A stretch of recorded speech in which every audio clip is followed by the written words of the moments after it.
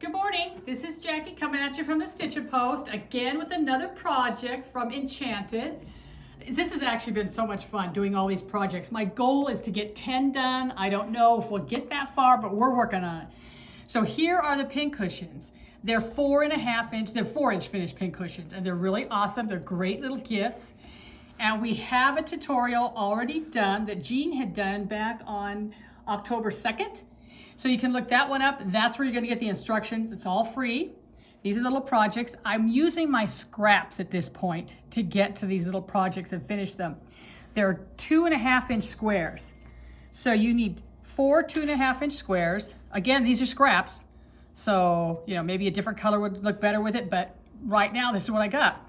Got that beautiful orange I'm using for the back, the bottom of it, on the bottom of them, but they're not all orange. There's some different color ones there. And basically, you just sew them together like a little fort patch.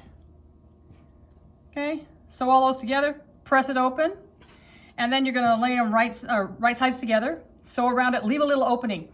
A little trick that I learned is because you have to turn it inside out, and when you have seams that you've turned inside out and you're trying to stuff it, they usually rip apart a little bit. I start at one seam and back tack a little bit over it, and then leave that open around a corner. So my opening was about that big. Plenty big enough to get your finger in there and turn it inside out. And then poke it all out, fill it with, I filled mine with crushed walnut shells. These work great. First of all, they weigh, this probably weighs, I don't know, 3/4 of a pound, or no, maybe a half pound. It's pretty good size. It's like a hamburger, weighs half pound, quarter pounder. So, and then sew them together, stuff them, sew the ends shut. And then I used Sue Spargo's, her little pearl cotton thread. It's a variegated, and it matches so well with the Enchanted fabrics. I used these 3 colors, and we carry this in the store. And a little bit goes a long way. You could do a tremendous amount of pin cushions with those threads.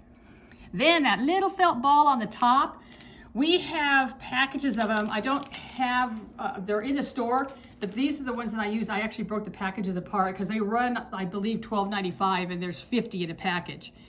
And I don't know if we're gonna break them apart or not, but you could get the whole package, and then you have all different kinds to use, and just whatever looks best with your pin cushion, just pop it on there. And that's sewed on at the very, very end. I just used a gray thread, and you could probably see if you look real close.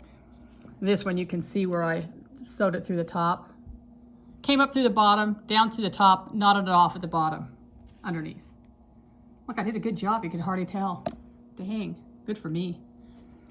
So those are the little pin cushions. And oh, and the needles, I use the Clover Chenille needles. They have different sizes than the big ones. I recommend buying a package of each, so no matter what you need, if you need to do ribbon, the bigger eyes, you can do really nice satin ribbon through them. It's great. I believe I used the size 18 or 20 when I did mine. So to get the thread through there. And it's easy, they're sharp, they go right through the fabric, all through the crushed walnut shells. Plus, when I was putting mine together, I actually, to give it a little more stability to the back, I put a piece of fusible webbing on it. So there was another layer there before I sewed them together. But these are the pin cushions, little 4-patch pin cushions by Jean Wells. Go check out the video and make a whole bunch of Christmas presents. Happy spring. Thank you.